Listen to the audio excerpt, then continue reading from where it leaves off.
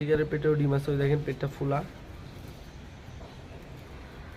পেটটা ফুলা, ডিম দিবে, পেটটা ফুলা দেখছেন। এটা ফিমেলটা,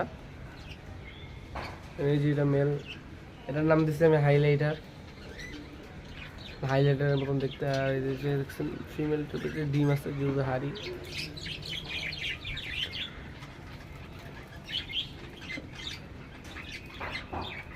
ডিম